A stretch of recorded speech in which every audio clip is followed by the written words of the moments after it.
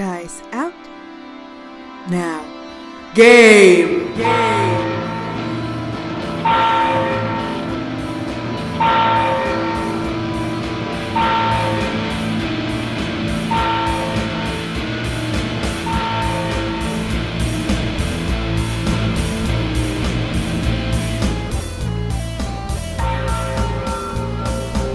Greetings, dear listeners, and welcome to our podcast. My name is a.k.a. I'll be your DM for the night, and the players with me tonight are Jan. Hello! And Cora. Hi. Now, as you may know, this is an actual play 5th edition Dungeons & Dragons podcast. That said, we're still not starting the campaign on this episode. We can't just throw a bunch of people together and expect them to get things done. So, what we're doing instead is sort of prequel episodes where the characters will meet each other.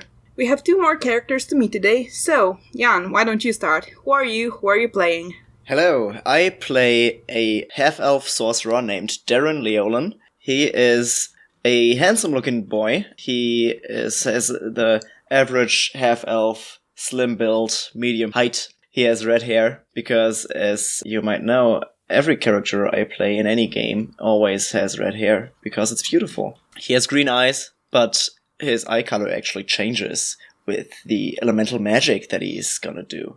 If he's gonna do any elemental magic. I mean, level 1, you don't have many spells yet, so. But who knows? Maybe in the future he'll just have rainbow eyes. That's him. Handsome, red-headed, half-elf sorcerer boy. Youngish. Yeah, you said like 24, which in half-elf years is like 20. That sounds right. Yeah, okay. Cora, who are you? Who are you playing? I'm Cora. I live in London. I'm 9,001 years old. And I'm playing Dekla Met Darryn, who is a half-orc and is a monk. So I'm going to be busting out some excellent martial arts and hopefully protecting the squishy peoples. She is quite old for a half-orc. She's like middle-aged. Yeah, and even then she's kind of gone grey early, so she has salt and pepper hair, which is tied back in a short ponytail. She has green-grey skin. She's quite tall at 6'2", and she has a scar on her lip and tattoos on her hands. One depicts a diagram of the body, and the other depicts a symbol of the sun. She wears kind of brown plain robes and walks with a staff that she carved herself. Awesome, so that's who we're playing with today. Why don't we just go into it? Shall we? Yay! Okay, we start with Darryn. It's a nice late spring morning in Visilena, where you have lived all your life. It's one of those rare days where you can actually see the sun. Usually it's all clouded and foggy. You take that as a good sign because today is the day you decided to leave. You realize you will never get any answers if you stay in town, so you might as well look elsewhere. Before you go, you decide you should probably go say goodbye to your best friend Lara. She's currently working as an apprentice with a tailor Vex. So yeah, you go visit her, she's in the shop. She's a human, she's a bit shorter than you, she's got long brown hair, currently tied into a braid.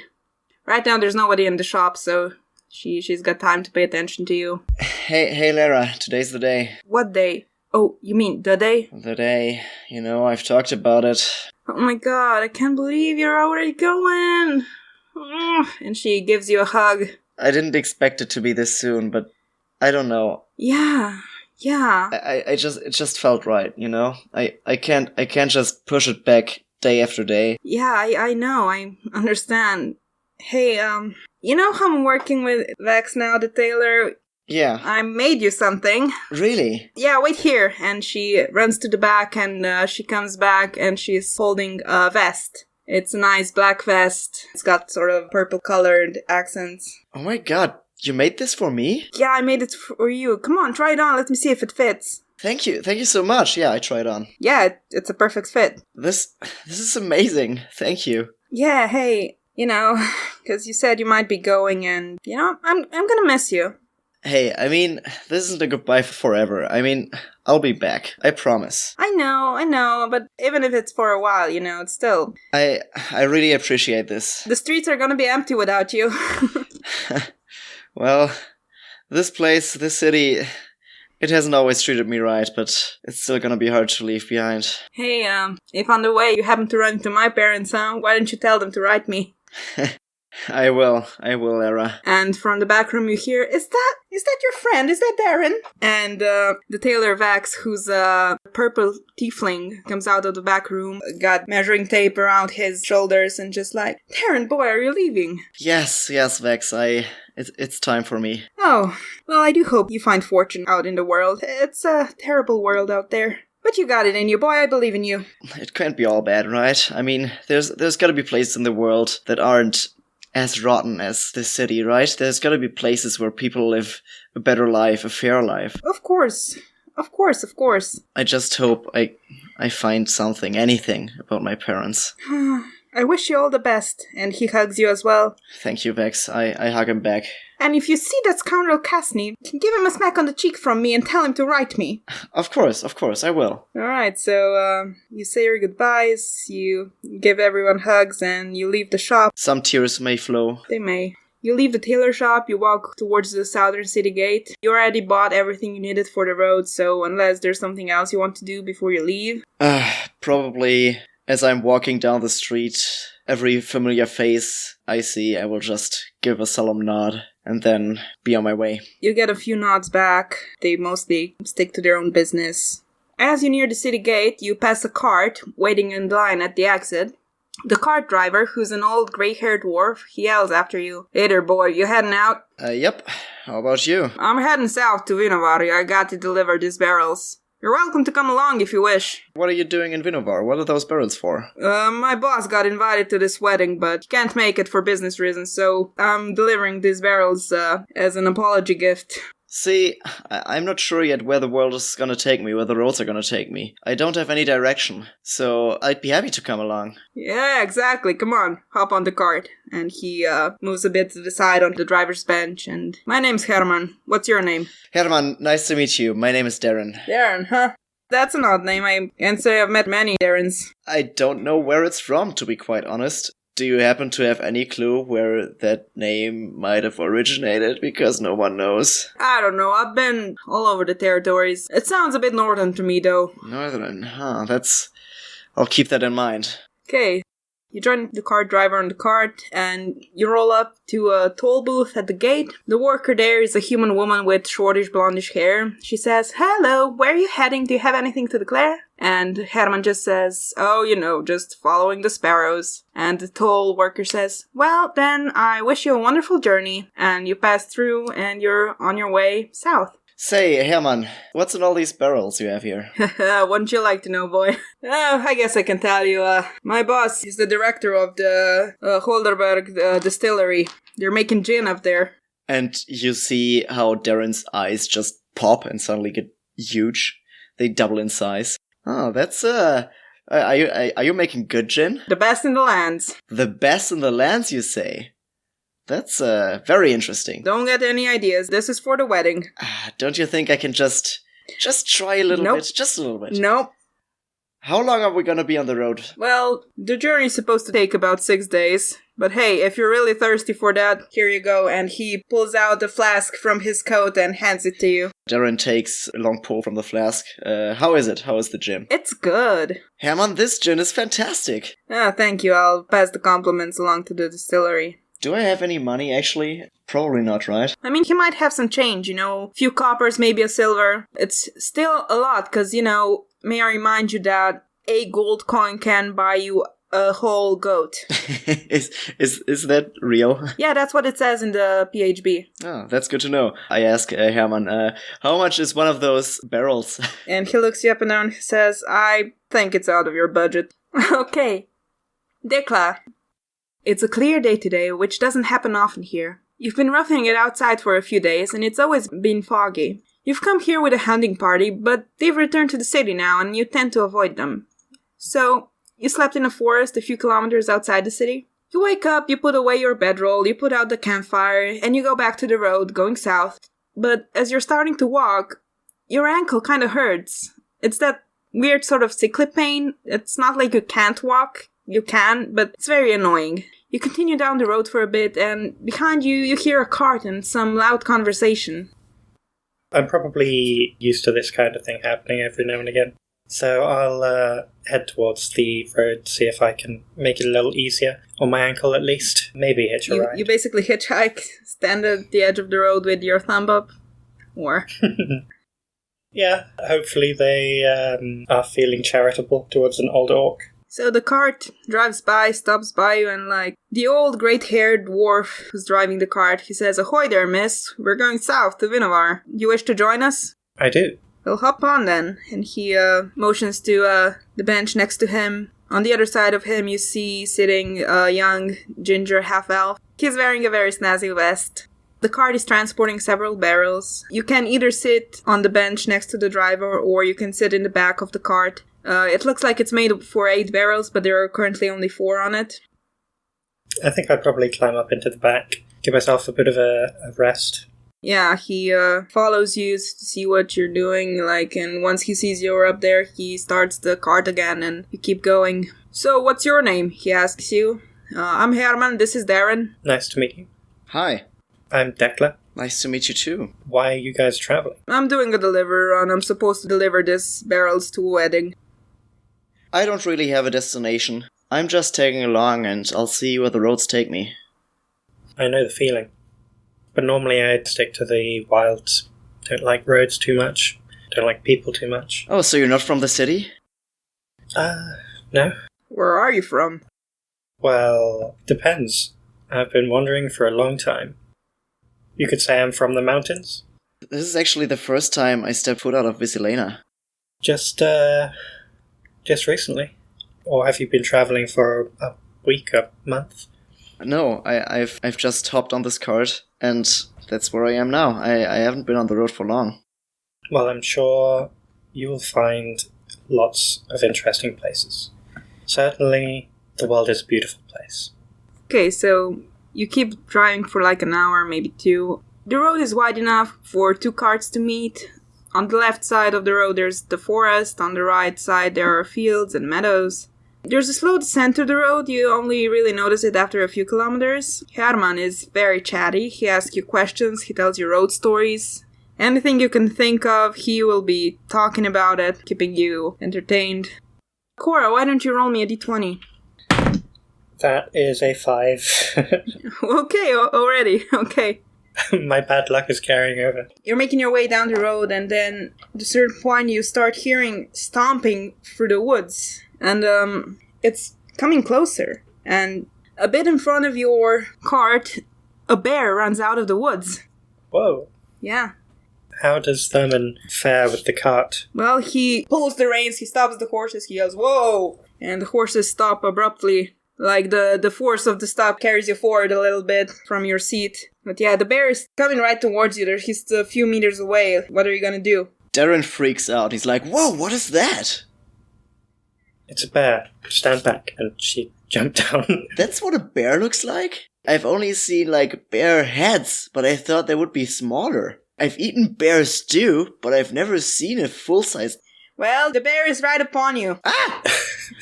All of a sudden, an arrow comes flying after the bear, and it flies right above Herman's head. Oh my god!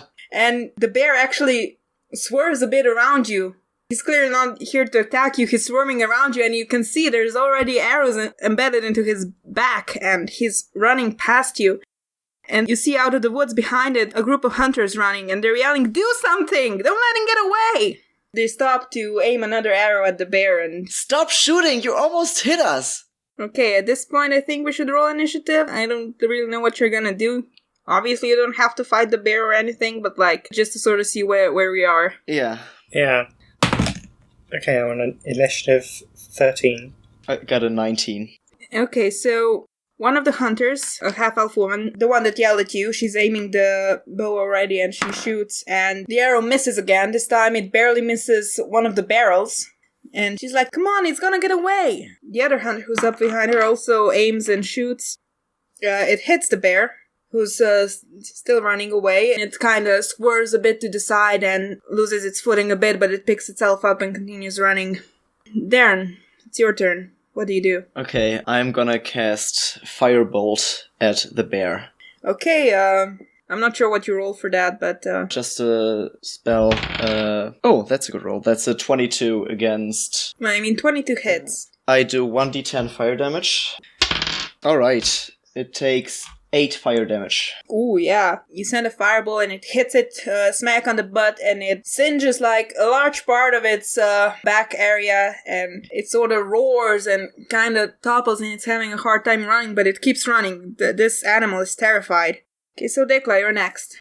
Okay, I'll hop down off the cart. He's already run past you. He's like 3 meters away from the carriage now, which in D&D terms, that's 2 squares, which is like 10 feet, if that makes a difference.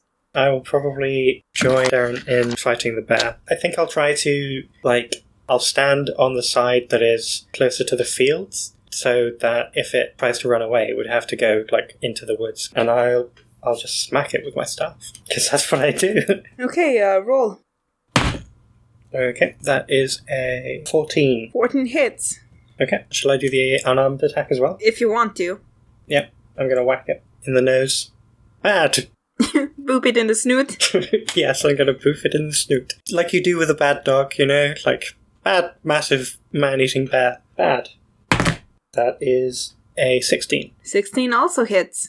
So that's 5 bludgeoning from the staff. 4 bludgeoning from big old punch to the nose. Okay, so you smack it with your quarterstaff. It kind of swerves to the side, kind of loses its footing, sitting up, and then you boop it in the snoot and it just falls over and lays there. Congratulations, you've just disposed of the bear. As soon as I see that the bear is dead, Darren, he jumps up from the cart and he shouts towards the hunters, "What are you doing?" What am I doing? What are you doing? You know how much we could have gotten for that skin, but now you burned it. Like, what the fuck was that? You almost killed us! And she smacks you upside the head. Oh, hell no! She just grunts frustrated and she walks towards the bear. Oh, but I cast Prestidigitation and... You can't put hairs back on the bear. No. Okay. I want to make it seem like pimples appear on the hunter's face. 'Cause screw her. I'm gonna stand defensively in front of the bear. I'll glare at this half-elf. Yeah, this now pimply half-elf just like, can you please move? I'm not in the mood right now. Neither am I. Come on, I just lost half my profit because that dumbass burned the bear. Well, you led this damn thing onto the road and almost into traffic. That's extremely irresponsible. What traffic? Come on. You're the only ones on the road. That does not count as traffic. Sure it does. Without me, you probably would have lost that bear. Then you would have nothing. Yeah, and then there would be an injured bear running around. And that would be your fault. I would have hit it next. I could have killed it on my own. You were missing half of the shots you were firing. Yeah, because I was in a hurry. You were screaming at us not to let it go away. Well, I mean, help is always appreciated. And her hunting partner, who's a human woman, she looks a bit older than her. She walks up to her and she's just calm down, it's gonna be fine. She's like, don't tell me it's gonna be fine. Half our profit is already gone and now they're not gonna let us get the rest? The other woman's like, come on, there's more bears in the woods. Come on, it's not worth it. And the first woman just raises her hands and just walks off. And kind of muttering under her breath like bunch of idiots and like, always have to be nice. Why do you always have to be nice? Don't be mean to people. Don't yell at people. But what did they cost you? Half your profits. And stuff like that. And the other woman says, yeah, I'm sorry about this. She's a bit hot-headed. I would, however, ask you if we could now get this bear, seeing as this is the sole reason why we came here. Why did you lead it onto the road? It was not intentional. We were supposed to lead it into a trap, but it made a sharp turn somewhere we weren't expecting, and it came onto the road. Do I believe her? Roll me insight. 12. Yeah, she seems honest enough. She seems tired enough not to lie. Yeah, I stand aside and just kind of shake my head, because they are clearly not very good at what they're doing. Lady, I don't know much about hunting, but maybe the next time you do it, don't shoot at your game while civilians are nearby? Yeah, Yeah, I think that's probably a good idea. She yells after her hunting partner, who just grunts again and raises up her arms. And she's walking up the road, and she's like, thank you for this. And she goes back after her hunting partner, and she's calling after her. And What is Herman doing all this time? he's just looking after the horses, who are kind of terrified. But you see he was getting ready to do something. Like, you saw him getting ready, but he didn't get the chance to do anything, so... Dekla, I gotta say, you know how to use that staff of yours. Well, it's useful in a lot of situations, I'll tell you that much. Made it myself. Really? That's impressive. It's pretty crude. I don't know how to do stuff like that. I'm not good with my hands. No, I mean, you're good at whatever that fire thing was. I'm surprised that you're not freaked out. I'm good at remaining calm. You know, I can't always control it. People are terrified of me whenever they see me do magic.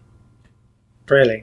I could always do it, but I don't know how or why. I just do, you know? Have I heard of anything like that? roll me history. Excellent. I rolled a 19. -1 is 18. Like, I don't know if you've seen it personally, but it's not the first time you hear about it. I've heard of people doing that kind of thing before. Really? You know, I've heard of magic, of course. I know that other people can do what I can do, but usually those are smart people living in their ivory towers reading books all day, you know? I'm not like that. Dekla, you actually think there might have been an old man in your village that could do this? One of the elders in my village could do this kind of thing. It's not a common thing, but it certainly is around. Well, I'm glad that I'm not alone. I would love to find out more about my abilities. That's one of the reasons why I went on the road, why I just had to get out of that city, you know? I feel like there's so much out there, so much that I don't know, that I don't understand, and I want to understand. It is good to strive to learn. Okay, cool. Climb back on the cart, and Herman starts driving again. You continue down the road. Herman keeps up the conversation. He's just talking, and most of the time it's actually interesting, you know. Sometimes he's asking you about your life, like, what have you been up to, where have you been, where are you from, and stuff like that.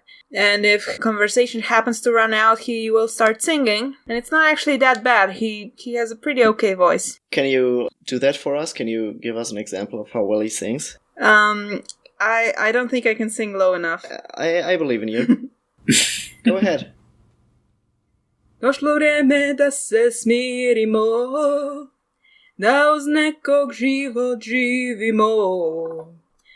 Došlo vreme da se smirimo, pusti nek nas nosi rijeka, neko negdje na nas čeka.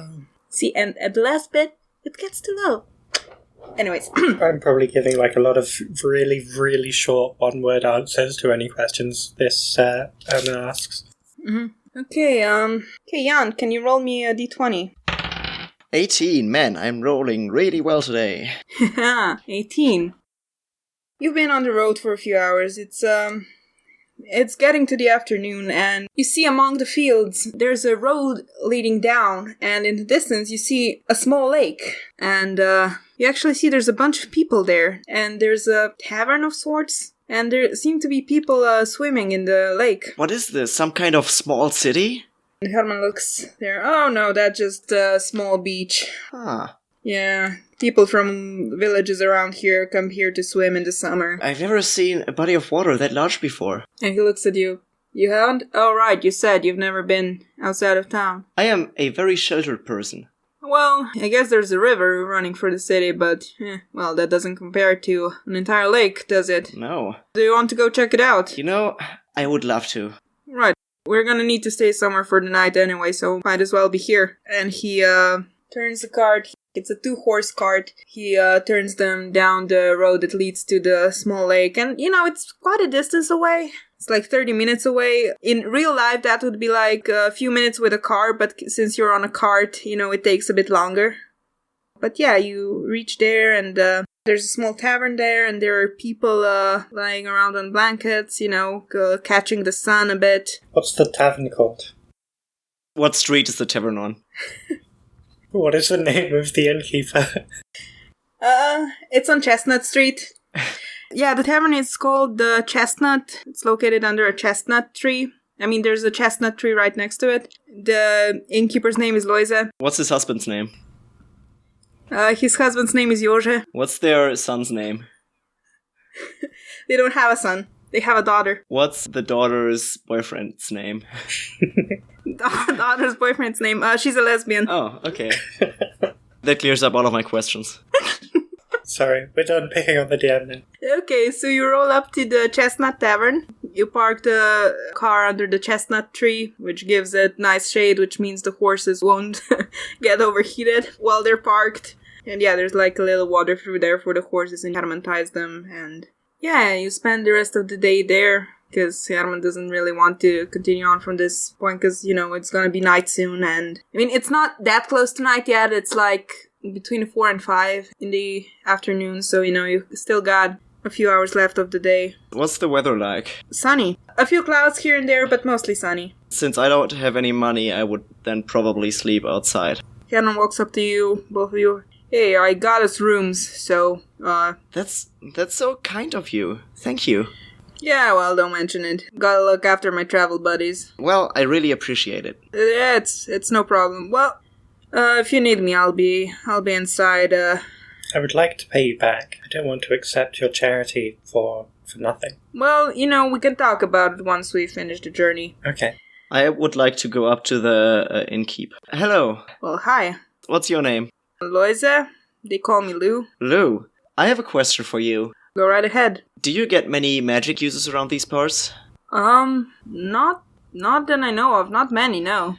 I mean, if you're interested in magic, there's colleges for that, you know. I was actually meaning to make you an offer. Which is? If I can put on a little show, do some parlor tricks, would you maybe consider giving me and my friend here a hot meal and something to drink for the night? Roll me persuasion. I will happily do that. Because my persuasion is really high. That's a 19 total. Yeah, I'd be amenable to that. Well, Lou, that's mighty kind of you. And for the next hour or so, I will shoot small flames from my hands and light pieces of wood on fire and do dumb stuff like that. There's a lot of teenagers here. They're unimpressed. There's a few smaller kids and they're super impressed. There's some older folks. They're also super impressed. Hell yeah. But, you know, teenagers, you just can't convince them. So yeah, that's what I'm doing with my evening. I'll ask for a pitcher of hot water and make some tea with my own special blend and watch the evening's entertainment. After the show, Herman actually walks up to you and says, "Hey boy, that was an impressive display there." Ah, thank you. Sometimes it freaks people out, but sometimes I can make a little bit of money with it. It's basically how I survived on the streets. That's good to know, but listen, you might not want to flaunt this too much, okay? You don't really want to get attention from the wrong kind of people. What do you mean? Yeah, don't.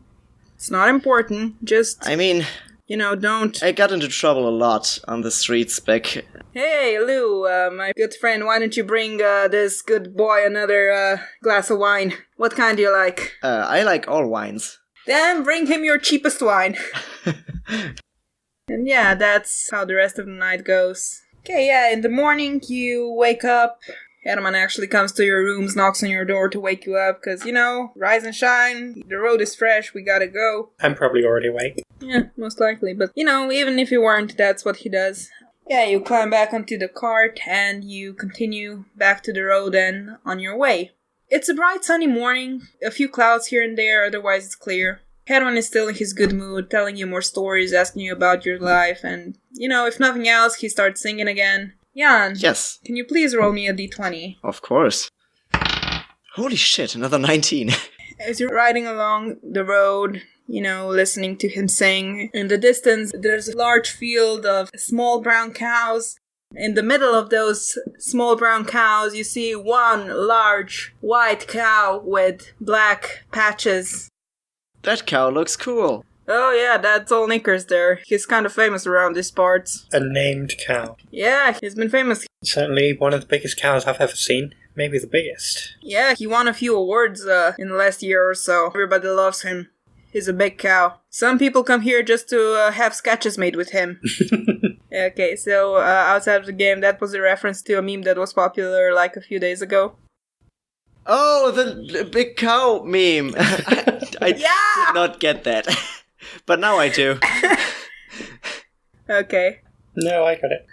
I guess the description wasn't as good as I was hoping it would be. No, now it's funny now that I know what you were talking about.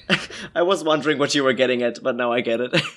Yeah, so that happens. You have now seen Knickers, and you're an experienced richer for it. There is a blue bird on a nearby tree, and I say to the bird, "Hey, spread the word that there is a large cow here." And the bird sort of looks at you to the side and sort of tweet, tweet, and flies off and tweet, tweet, tweet, tweet, tweet. What fun. Okay, so, you continue driving along the road. There's more fields, more forest. At around noon, you stop at the side of the road, you have a quick lunch break, and then you continue on. Cora, will you roll me a d20, please? D20, go! Oh, 2. 2. You continue riding into the afternoon. It's pretty much summer, it's almost summer, so the days are pretty long. It's around 5 o'clock, you think, right now, and on the road you run into a group of youth. Mostly teenagers, maybe some 20-year-olds, and you actually can hear them before you see them. They seem to be playing ball toss. They have a cart with them, with a donkey, and in the cart there are a few small barrels, mostly empty. One of the youths is sitting on the cart and they're playing the guitar. Hey, youths! And the guitar stops playing, they look at you and, they're sort of loopy already. They're leaning on each other a little bit. They're like, yeah, what? What are you doing? Oh, we're playing ball toss. What is that? I mean, you probably have already heard of it, it's a pretty common game. Maybe you didn't play it, but... Explain the rules. Yeah, basically, they go out in 2 teams, and the goal of it is that each team has to toss the ball further than the last one did. You're the fucking worst, you know that? Am I? Yes. What, you didn't get that immediately? I wasn't entirely sure that's what you were getting at, so I had to talk to them to confirm. Sorry. No, it's perfect. I love it. I bet one of those youths is really handsome. Yeah, there are some handsome ones in there as well. The one who's playing the guitar actually stops and talks to you like, "Hey, where you headed?" We're heading down to Vinovar. Oh, cool! I've never been there. We're all from Saint Isidore. This is the most fun we get around these parts. Well, it looks like you're having a lot of fun. Yeah, it's real fun. I mean, they mostly just have me here for the music. I mean, I'm the only one in the village who plays the guitar. Ah. Yeah, there was a caravan that stopped in our village 5 years ago, and I've always wanted to join them, so that's why I worked for a year and bought this guitar, and now I'm the only one who can play it, and they mostly have me play backup when they play. And Herman says, "Well, was this Maria's caravan?" And the youth says, "Well, yeah, I actually do think there was an old lady named Maria there." And Herman's like, "Oh yeah, I reckon they're playing at the wedding that we're going to." And the youth is like, "Really? Oh my god, this has been my dream. Do you think I could join you? Do you think I could go with you? I want to meet them. I want to join them." And Herman's like, "Yeah, sure. Come on, join right up." And the youth says, "Well, I guess I should stay with my friends for now, but I mean, if you're going that way, you're probably staying at St. Isidore for the night. I'll just join you then. I'll join you in the morning." And Herman's like, "Yeah, that's correct. We're staying there for the night. Well, then I guess I'll see you in the morning." And is there anything else that happens during this exchange? Nope. Okay, so then you continue your way to the village of St. Isidore. At a certain point, you reach a narrow road. It's more of a cart track. Goes off to the right, and in the distance you see a village. It's St. Isidore. You come into the village, you get situated at the inn. You park the cart, get the rooms. Maybe you hang out down at the bar for a drink or two, maybe for a chat. Eventually, those youths you ran into earlier return. They kind of wobble into the bar. They start telling everyone that Misha is leaving, and the whole bar gets a buzz that, one of their own is leaving for the big world, it's a big deal, it doesn't happen often.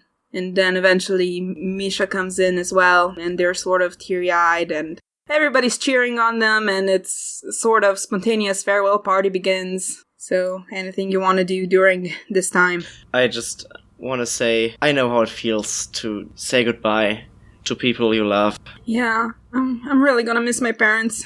I only did it myself, just very, very recently. Yeah, thanks. It's hard to leave, but it's not forever, and I'm gonna be back, and this has been my dream for the last 5 years, I'm happy for you. I'm happy that you can do the things that you like. Thanks. I appreciate that. I'm really gonna miss everyone. I mean, it's a boring town, but Follow your dreams. yeah, I gotta. Yeah, so that happens. Anything else? Dekla, you wanna do anything? More tea.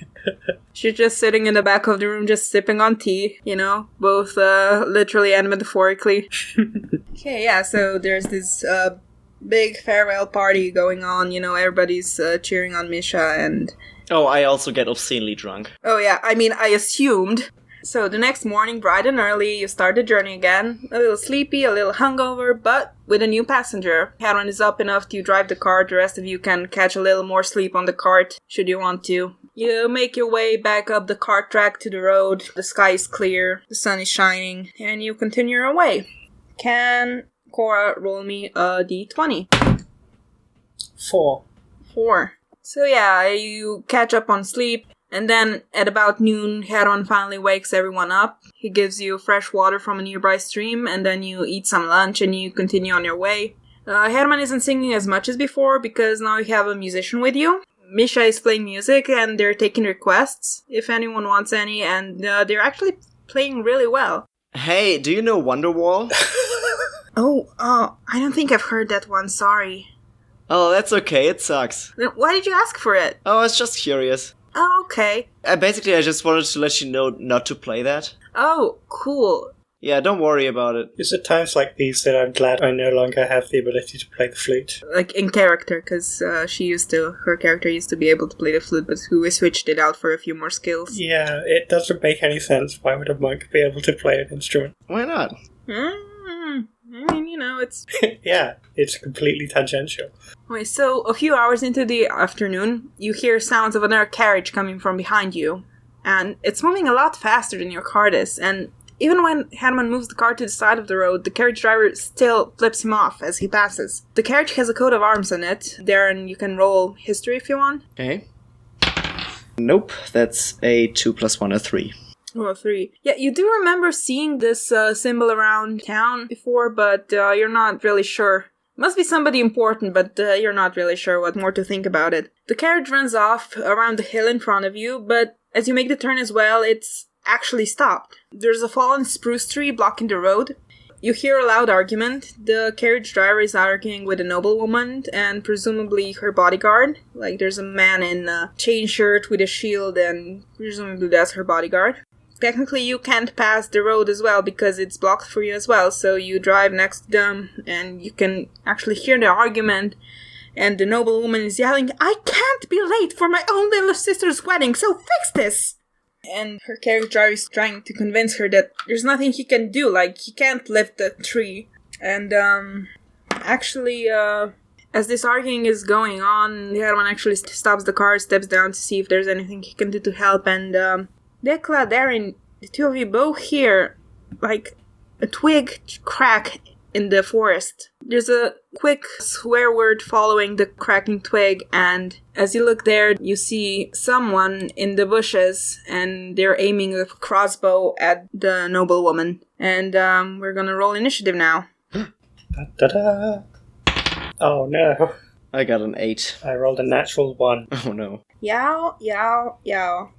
So you see suddenly in the middle of this argument, you hear yelling and 3 bandits come running out of the bushes with their short swords drawn. One of them is going after the carriage driver, and one of them is going after the noblewoman, and one of them is actually going after Herman, who happens to be standing right there. No, Herman. The first one goes after the noblewoman, but her bodyguard manages to step between in time, and he sort of holds up his shield, but, just a second too later, he gets a little cut on his elbow. Oh no! The one who went after the carriage driver, the carriage driver just sort of steps to the side and scrambles away. The attack misses him, and the one who went after Herman just scowls at him, and he kind of hesitates and takes a step back.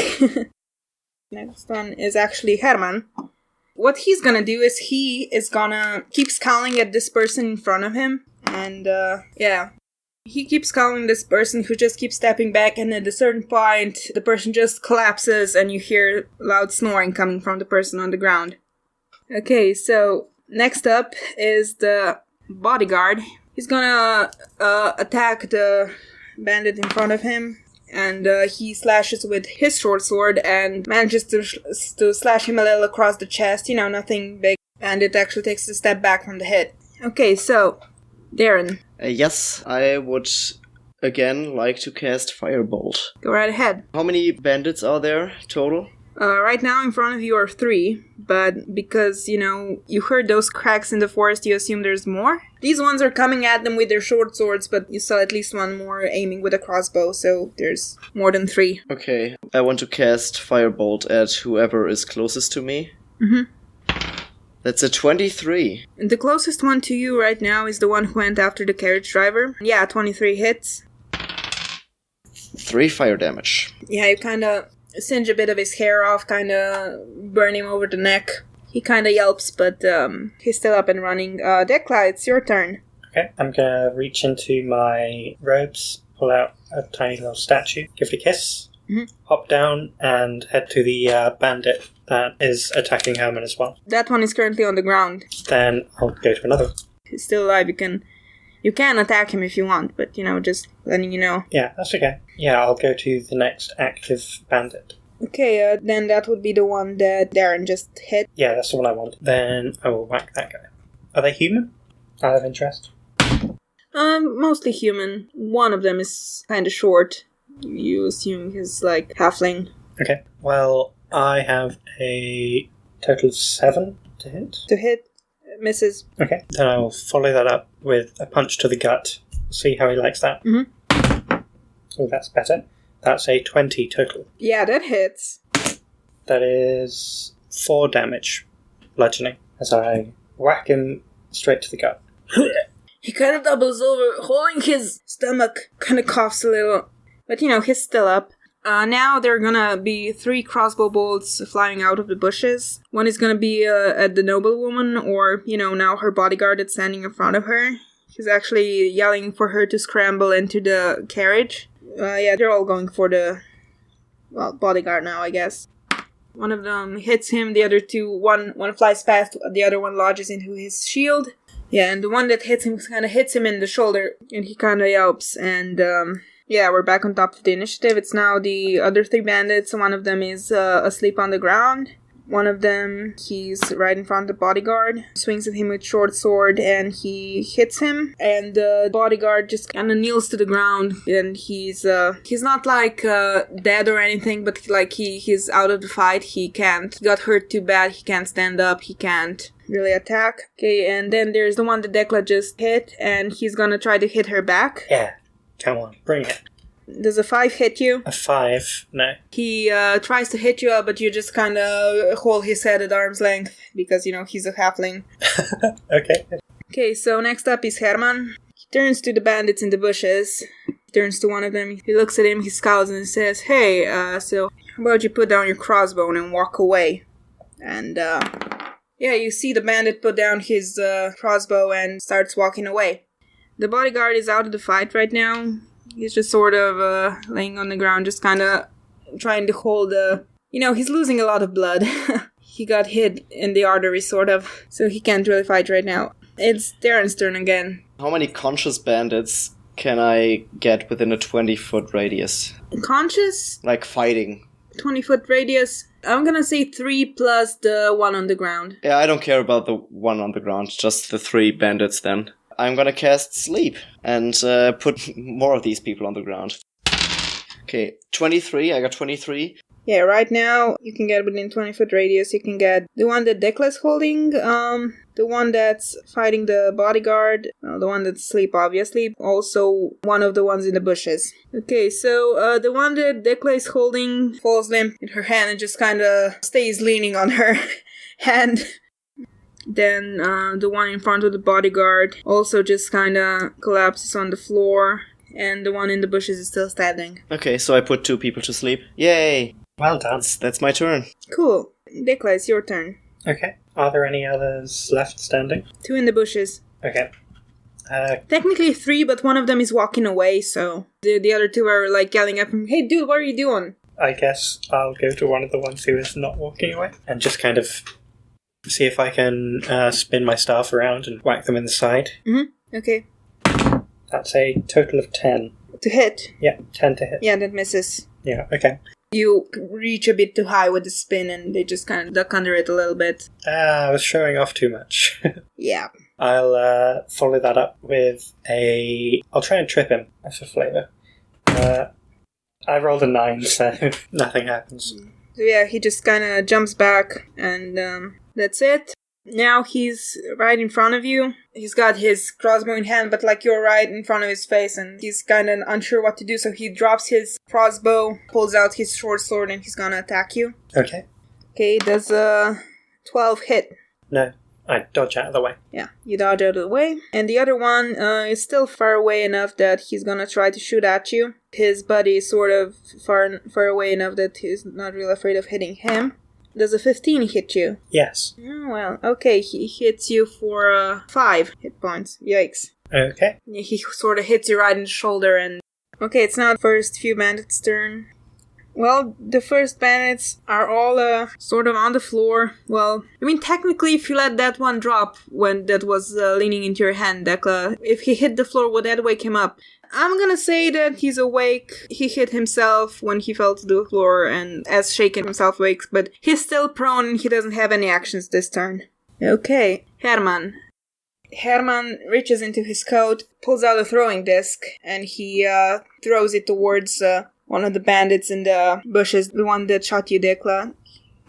Hits the bandit for 4 damage. Then he yells at you, "Boy, if you got any more of that fire, now's the perfect time to use it." And that concludes his turn. The bodyguard also runs towards the bushes, runs up to Dekla and attacks the bandit next to you. The one who tried to attack you with a short sword. Hits him. Hits him, causes him a lot of damage. No, not that much again. Okay, then it's again Darren's turn. Are there 2 bandits within 5 feet of each other? Yeah, but also Dekla and the bodyguard in that radius. The 2 ones in the bushes, unless you're going to the sleepy ones. Well, no, I don't want to do that. I'm gonna cast Firebolt at one of the fighting participants. You can cast it at the one on the floor that just woke up. Yeah, that makes sense. I think I'm gonna do that. And I roll a natural 20! Woo! Okay. How does it work again? Is it just max damage, or do I roll with advantage, or how?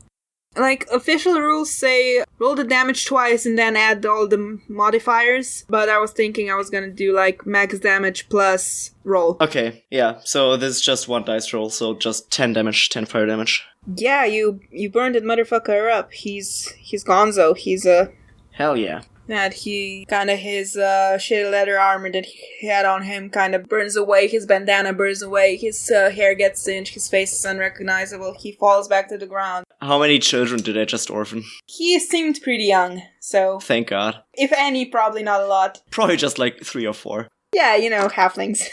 Probably had a set of triplets waiting for him back home. Waiting for him to bring Manny back home so they could eat, finally. Hell yeah. Well, now they can eat their dad. Oh God. Oh God, that's dark. That's dark. It was dark already, okay? Well, that just got darker. Yeah. Okay, Dekla, it's your turn. Okay. Is the one who shot me still alive? Yes. Am I currently engaged with another one? Technically. Okay, I'll keep it simple this time. I will jab him in the chin, see if I can... Okay, go for it. Okay, that is a 17. Hits. Excellent. That's 6 points of damage. Yeah, you sort of jab him in the chin, you kind of hit his nose, and the force of it kind of breaks his nose, and you can feel his nose crushing under your hand, and just blood starts pouring out of his nose, and he just falls back, lifeless. Congratulations, you just killed a bandit. Can I use the rest of my move to go up to the guy who Yeah, sure. who attacked me? Okay. And I'll just brace myself. Okay, so, the first round of bandits are still asleep. Next up is Herman. He reaches into his coat again, pulls out another throwing disc and throws it at the bandit who shot you earlier. Yep, hits for the throwing this kind of lodges into the dude's shoulder, but he's still standing. Then the bodyguard who was next to you, helping you deal with the bandit you just killed, he turns around and heads back towards the other guy, the one that Herman just hit, and attacks him for 13. Yeah, that hits. Yeah, and the bodyguard just sort of slashes the guy and sort of hits an artery, and the guy just kind of holds his neck and just sort of crumbles to the ground, and the bodyguard actually killed another bandit. Oh well. And now it's Darren's turn. All we have are the 2 sleeping bandits. Yeah, if just those 2 are left, I would say we tie them up. As my action, I say, let's stop fighting and tie these guys up. And then I start tying one of the guys up. Do you have a rope? Yeah, I don't think it's on my character sheet, but I feel like I would have one. I would have bought one. Yeah, or if not, there's probably some on your cart. So, yeah, you grab the rope. Dekla, it's your turn. What do you do? Well, I definitely have a rope. So I'll do the same. The other bandit. Okay, so you start tying the bandits together. Like, one of them is still walking away. He's just walking, like, straight into the forest. Just walking. Whatever, I don't care. I don't know what the hell happened to him, but yeah. Okay, so you start tying them up, and just as they start to wake, you are pretty much done with all the knots. They kind of struggle against the ropes, but then they're tied. They can't really do anything. So, yeah. Congratulations, you beat the bandit encounter. Yay! Huzzah! You didn't kill everyone. I'm actually surprised by that. That very likely was the first time that Darren killed someone, and is he feeling guilty? Probably. Yeah, and it was gruesome. Darren is just kind of, after all this is over, he's just kind of shell-shocked. Kind of stands back, kind of breathing deeply. What have I done? Well, it's thanks to you that, 2 of them are still alive. Herman walks up to you and places a hand on your shoulder and says, "You did good, boy. You did good. The horror. You didn't do anything wrong. The horror. If you didn't kill them, they would have killed us. You didn't do anything wrong. It's gonna be okay. Thank you. Thank you for saying that. It's gonna be okay." Thank you for saying that, Herman. Can you give me some of the gin, maybe? Yeah, sure, what the hell. And he pulls out a flask and I empty it. he takes it back, kind of looks at it, and you do realize this means you don't get any more until we reach our destination, right? I needed this. Alright then. And Misha, who is just kind of hiding behind the barrels, looks up and like, "Is it over? Is it over yet?" Yes, it's over. Oh, good. That was terrifying. Oh, I never should have left my village. Oh, God. Don't worry, you're safe. You're safe. Oh, sweet Isidore. Yeah, there's no God. Oh, dear Isidore. Okay. And the noblewoman steps out of the carriage as well, and behind her is the car driver, also, like, freaked out and terrified. She's still shaking, but she's attempting to look dignified, and she's like, "What in the 7 hells do you suppose this was?" Well, you look like you have a lot of shiny things, so... Of course I do, I'm a baroness. Well, you see, that's why these people wanted to rob you. Boy, have I seen you before? I don't think so. No.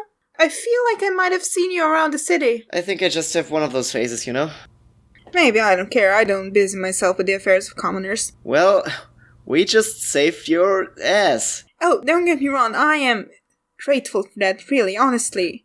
For your deeds here, I would like to extend you a formal invitation to my little sister's wedding. Oh, yes, of course. And the bodyguard says, "Hey, wait, isn't like everybody invited?" And she's like, "Shush!"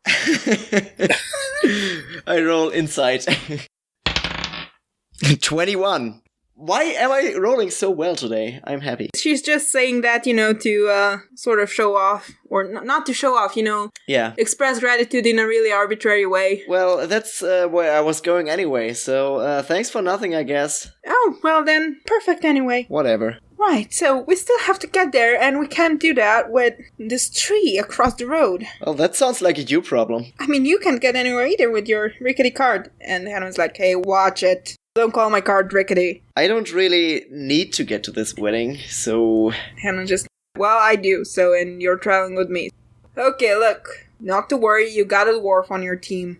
So what we're gonna do here is, you are gonna hold it right over there. Yeah, okay, hold it right over there." And he tells the bodyguard to do so, and then he coordinates everybody around and, kind of organizes, and I'm gonna need, like, a group strength roll. Both of us? Technically, and you get advantage because it's an organized effort, and but like, I'm not gonna count both of yours. I mean, it's a group roll, so just because I know you have wimpy strength, and Yeah. technically Dekla's strength isn't that amazing either, so... Yeah, I also have wimpy strength, especially for an orc. Yeah, especially for an orc, yeah. So, roll me strength. Natural 20! Oh my fucking god! Jan! Wow. Jan. What is going on? I had a single bad roll today. Yeah, natural 20. Wow. Well, Herman has seen a lot of this in his life, so he knows exactly where to place people, and he places Darryn at the tipping point, so Darryn just has to extend a little bit of strength, and poof! The tree rolls off from the road, and the road is clear, and you can continue on your way. We did it, team. Yeah, and so the Baroness climbs back into the carriage, and she says, "Well then, I guess I'll be seeing you at the wedding in a few days. Good luck." I don't like that lady. And yeah, they speed off into the distance, and you continue on your, gentle pace. And the day is reaching its end, the evening is starting to approach. Herman drives the cart off the road, and there's the slightest trace of a cart track there. And he drives for like maybe 20 minutes, and you see a solitary farmhouse amidst the fields. And Misha's like, "Hey, that's where my grandmother lives." Herman's like, oh, she's your grandmother. Oh, okay. And he drives up to the farm and knocks on the front door. An old human woman in her late 70s. She's got like white hair. She opens the door and she's like, "Oh, Herman, it's been so long since you've been here. Come in. And who do you have with you?" "Misha." And Misha's like, "Grandma," and jumps into her arms and gives her a hug. And the old woman invites you in for a meal, and she says you can sleep over at the farm, but she doesn't have the room in the farmhouse. You'd have to sleep in the barn. Herman can sleep in the house, but... I've slept at worse places. Yeah. Yeah, probably help with dinner and... Yeah, she makes you a nice meal, nice dinner. Nothing fancy, some potatoes and some peas from the farm and a few strips of bacon she had hanging in the chimney. So, nothing fancy, but, it's a meal, it's a dinner. Hey, Darryn, have you ever seen bacon before? Yes. Of course. Are you sure? Yes. What are you talking about? Of course I've seen bacon before. Do they have that in your backwoods city where they don't have anything? Don't have water? It's not a backwoods city. Listen, I just don't get out much, okay? It's pretty backwards. What do you know? You've never seen a bear before. Well, it's... that's... not... Come on, man! Darren's first bacon. Why are you so rude? It's okay. It's okay. So, yeah, after dinner, the rest of you sort of pile into the barn. Herman stays in the farmhouse, and you sleep there in the hay. Okay, and then the morning comes. Herman bangs on the barn door to wake everyone up, and you're off on your way. And as you're saying goodbye, the old woman, her name is Borja, she gives Misha an old ring, and she says, "This is for good luck. This belonged to your grandfather, before, And Misha just hugs her and says, "Thanks, Grandma, I love it." And, you go back to the road. It's a bit more muddy today. It must have rained during the night, but otherwise the sky is mostly clear. Right, so you, continue driving down the road. Nothing interesting really happens in the morning. Like, around noon, you make another stop, and, you eat your lunch, and then you pack up and continue. And then, actually, roll me a d20 again. That's a 13. It's a 13. On the side of the road, you actually see there are sort of two boards sticking out of the ground. There's a name card of them, and the boards are put up in the traditional shape of a dagger. That's the symbol of the Saint of Death, and it usually signals there's a grave there. What happened here? You can go look at it, or you don't have to. Yeah, I look at it. Herman's actually quite curious, too. So he stops the cart, he waits for you, because, he knows you're curious. You go to look, and the name on the grave says Verena Nikolaya. And there's no date of birth, but there is a date of death, and it's dated about 150 years ago. Mm-hmm. Is it just by the side of the road? I mean, it's a bit down from the road, there's like 30 meters down the road, and there's a small grove of trees nearby. Does the name ring a bell? Roll me a history. No, it's a 10. It's a 10. Not really. And I mean, Verena is like a name. Nikolaya is like a name that you have heard. You've heard both the names, but like specifically, no, nothing. Okay. Right. I hop back on the cart.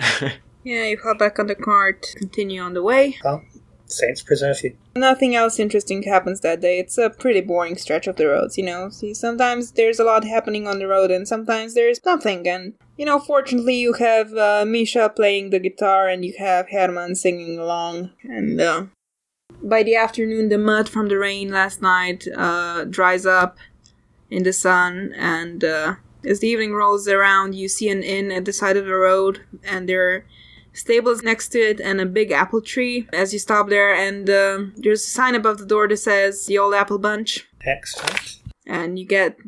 Were you just gonna ask what the inn was called? No. No? I mean, you can ask me what the innkeeper's name is. That I haven't decided yet. Yep. I stride in and ask the innkeeper what his name is. He says, well, hi, my name is Zoran. I was Zoran. And Dekla. Oh, nice to meet you. Can I get you anything? I'd like a meal for myself and my friend. Go right ahead, and, he takes your order, and, you sit down, and the rest of your party rolls in, sits down next to you. Then you all get a meal, and you get rooms. Misha actually gives a performance on the guitar, and gets you all a discount. Ka-ching! Ka-ching!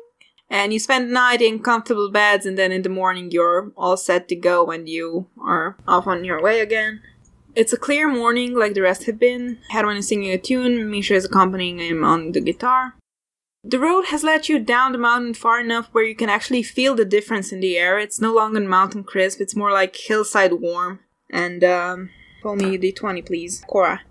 Okay. 18. 18.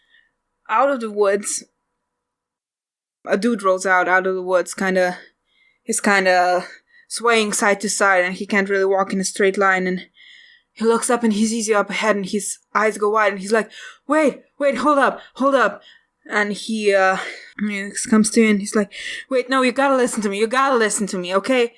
They're out there, they're after us, they're after all of us, you gotta listen to me, you gotta, please, I'm begging you. And Herman actually stops his cart for a little bit, because he's kinda concerned, like, who's out there? And the guy's like, no, you don't understand, you gotta listen to me. Oh, my saints, nobody believes me. Like, how? No, you gotta listen to me, And if you look closely, you can see that the dude's got, like, a lot, of, like, purple snot running from his nose. Do I know anything about that? Roll me. Wait, it would be either, medicine or arcana. Darren, you can roll as well if you want. Mm-hmm. I got a 17 in arcana. I got a 13 in medicine. Dekla, you've seen this before. You've seen this purple snot before. You're not really sure what happened. You saw it once on a corpse at a campsite. Darren, you actually know that happens when people are on lavender dust. Side note, it's not actually made of lavender, it's just that color. And it's a hard drug. Yo, this guy's on hard drugs. I once saw someone dead who looked like that, so yeah, maybe we'd better take him. Look after him. Do you know anything about medicine? Because I don't. I know a bit. No, you gotta listen to me. You gotta listen to me. Hey, you're Ginger. You know what I'm talking about, right? What? You know, they're out there. They're out there. No, I don't. No, they're looking for us. Who? The drow are looking for us. They're after us. People have been disappearing. Hey, come on. No, but they're back. Come up here. We'll listen to your story. Just sit down. Come with us. We'll look after you. Oh God, you believe me. Oh God. Okay, I shouldn't be saying oh God. I have to come up with another phrase. I'll think of it later when I edit this. Could you say oh saints? Yeah, okay. We're just holy shit. I think holy shit works well in this situation. Holy shit works everywhere. Holy shit, you believe me. Oh, holy shit. Okay, listen up. Okay, so I was walking through the woods, okay? I was walking through the woods. Okay, that doesn't matter what I was doing there. Okay, doesn't matter what I was doing there. And he's like, this guy looks pretty bad. I'd really look after him. He doesn't look well. Yeah, I agree. And dude goes on about this wild theory that the drow are, like, coming up, you know, from the crevices in the ground. You know those crevices, like, where in the woods, like, there's the thing where the floor opens up under a tree. Well, they're like, crawling out of there, and they're stealing people. They're stealing them. They're stealing our people. And he goes on about that for a bit, and then eventually he tires himself out. He catches his breath, and she just sort of collapses. Yeah, he got himself in such a spin, he started hyperventilating and kind of loses air and loses consciousness. Can I do anything to help him? I mean, I don't know. I mean, I guess you can try to do something. Maybe you try to give him some water or something, but, you know... I cast Firebolt. I got a taste for blood now. No. I mean, I have a herbalism kit and I'm proficient in medicine, so... But I might not be able to do very much except, you know, give him water. Yeah, right now you don't think there's much you can do. Like, you can wait for him to, like... sober up. To sober up, to come back to consciousness, and then you can... the most you can do right now is keep him safe. Okay. Yeah, I'll just make sure he doesn't hurt himself. Yeah, he's probably in the back of the cart with you. Yeah, so you continue with the journey. You know, you don't really stop for the lunch break. You just kind of eat your lunch on the cart because Herman says he's afraid you might not make it in time if you stop a lot more, so... Yep. Yeah. Onwards. So you continue on journey. It's starting to get dark. The sun starts to set. And the dude you're with starts waking up, but he's still all groggy and, you know, not really coherent. He's just sort of grumbling a little bit. You maybe give him a little bit of water, but, you're just waiting it out. And Herman starts looking around, sort of triangulating where you are right now, but he seems a little bit confused. So you keep driving ahead, and the sun is starting to set, and you run up upon a lone camper who set up camp in a meadow about 100 meters away from the road, under some trees. Herman stops the cart, and he looks at the camp, and he shrugs, and he says, "Hey, you two, Dekla, Darryn, why don't the two of you go ask if we can join the camp for the night? I think I missed the access for my usual campground." Okay. You walk up to the camp. There's a middle-aged half-elf woman there. Let me do the talking. I'm good at talking. Hey, can we camp here? She kind of looks at you surprised. She wasn't expecting people right now. It's like, well, yes, of course. I mean, you're welcome to join. I'm by myself here, so wouldn't really mind the company. Okay, thanks. See, that's how you do it, Dekla. Right. Thanks. There's a lot you can learn from me. You just have to watch and just follow my lead, okay? You got it. Whatever you say. I report back to Herman. He then drives the cart down to the camp that she's made, and you settle around the campfire. You talk for a bit. Her name is Danya. She's actually from Vinavar. She's out gathering supplies for an apothecary. She's actually seen this before with this guy, and she actually offers to help. She gives him some potion she's got mixed up. It's not going to permanently help, but it's going to help for right now. Misha is playing the guitar again, and so you spend the night around this campfire, and then in the morning you pack up. Herman wakes you up at dawn and pile back onto the cart. The woman, Danya, is going with you because she has to get back to Vinavar anyways. And you go back to the road. Yeah, the man goes with you. He's actually an elf man, high elf, sort of blonde. His name is Giorgio. And it's a clear day, the sky's bright. You can almost feel excitement in the air, because when you're nearing the town. Misha is playing a tune on the guitar, but this time Herman isn't singing along because he's too busy flirting with the new woman. With Danya. She's actually sitting on the driver's bench next to him, and the rest of you have all been exiled to the back of the cart. Well, fine by me. How old are the two of them? Oh, he's like super old. I mean, old. Like, if he was a human, he'd be like nearing 70. And she's like in her 50s. Go get it. Yeah, old man's got game. Yeah, and she's actually, from what you can see, she's sort of receptive to the flirting. So... Well... Yeah. I am happy for them. One last time, Cora, can you roll? That's a 13. That's a 13. Did we have a 13? I think we had 13 already. Okay, doesn't matter. Okay, Darryn, as all of you are driving down the road, at a certain part of the road where forest grows closer to the road. Because, the forest is not like touching the road for the most part, but here it almost is. And there's like a slight cliff there, like, sort of seems like that bit of the road was dug out of the hill. And you feel like there's a pull. Something is pulling you into the forest. Just like a call, like something is telling you to go to the forest. Hey, Hammond. Yeah. Can you stop for a second? Yeah, I feel it too. There's something there I'm never able to stop. I feel it too.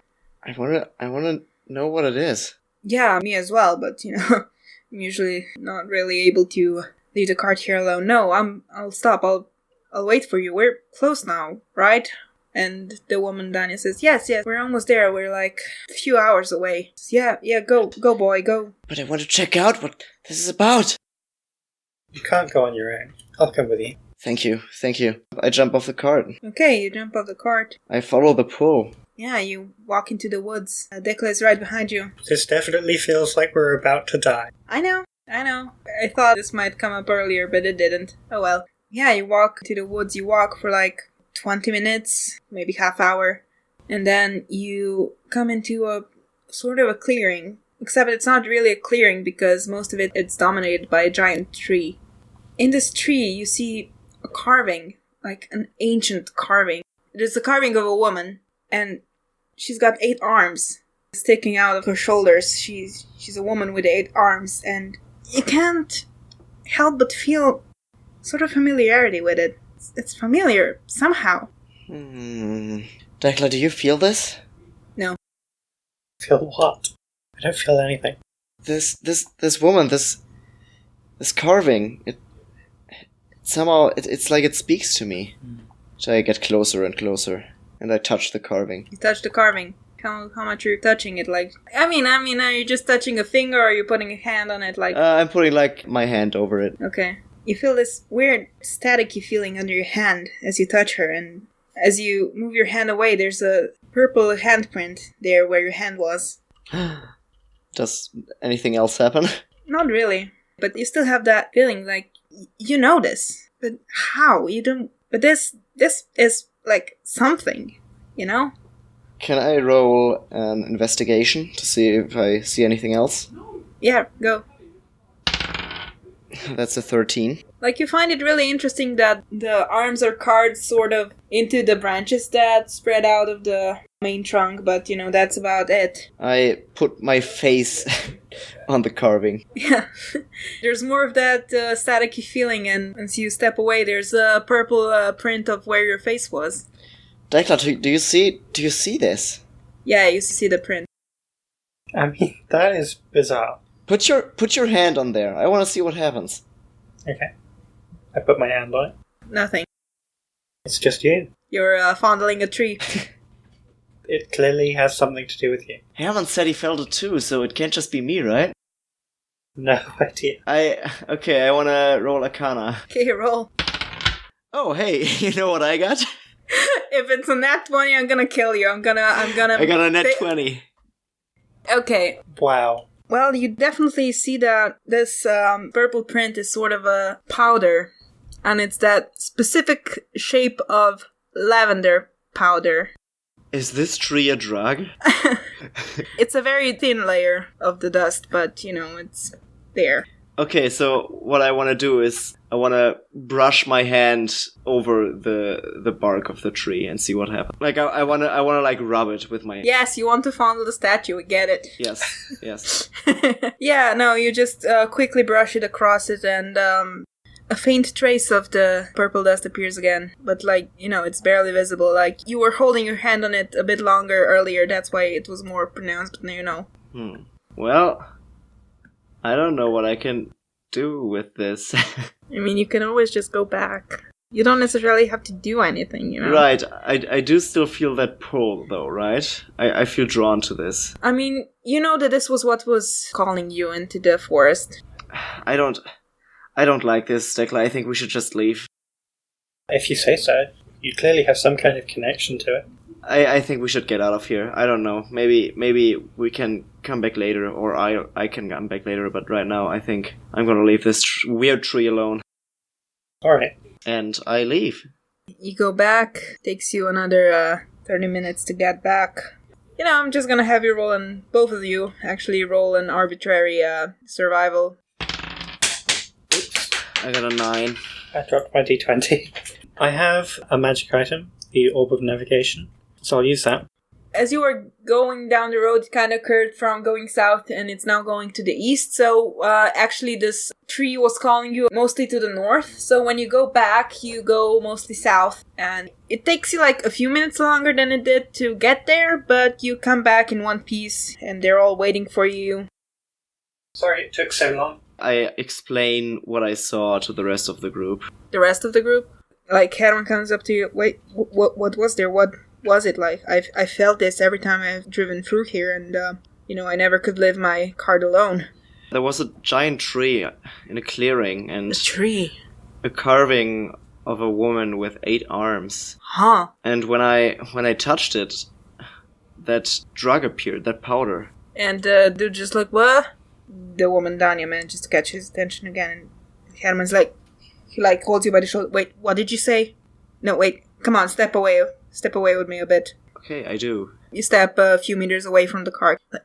Wait, what did you say?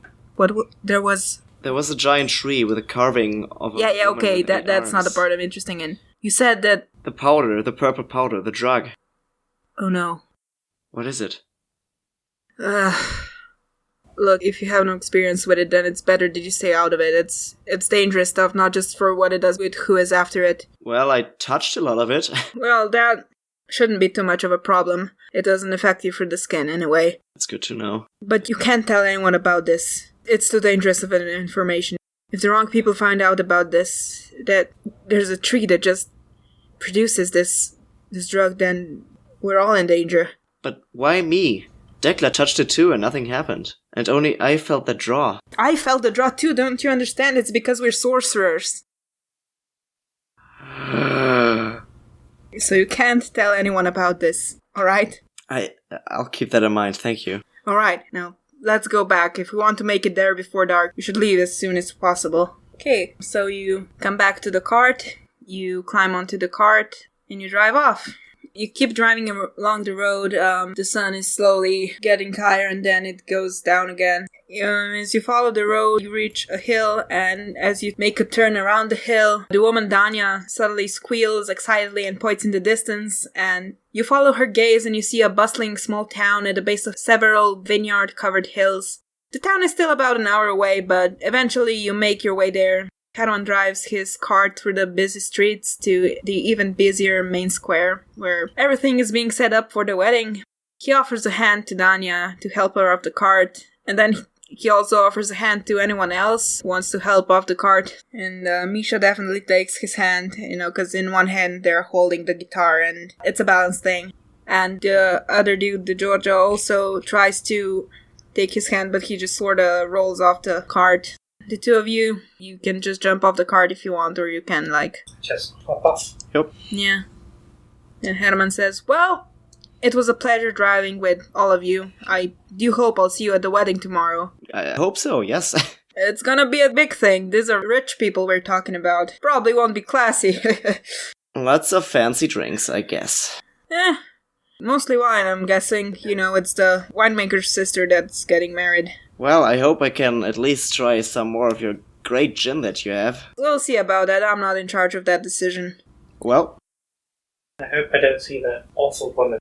Well then, I'm off to unload these barrels, and... Oh, I cast Mage Hand and help him. I mean, he's trying to say goodbye. Trying to get rid of us? Yes, he's gonna go to the inn to get help there with unloading the carts. Okay, I get rid of my Mage Hand. Yeah, I mean, if you try to mage hand the barrels, another mage hand comes and slaps yours away, and he's just scowling at you. Alright, sorry. Come on, let's go have a drink. It's been a long few days. Yeah, and you go, take a drink, maybe you explore town a little bit. Anyways, that's not important because that is where we will leave it off.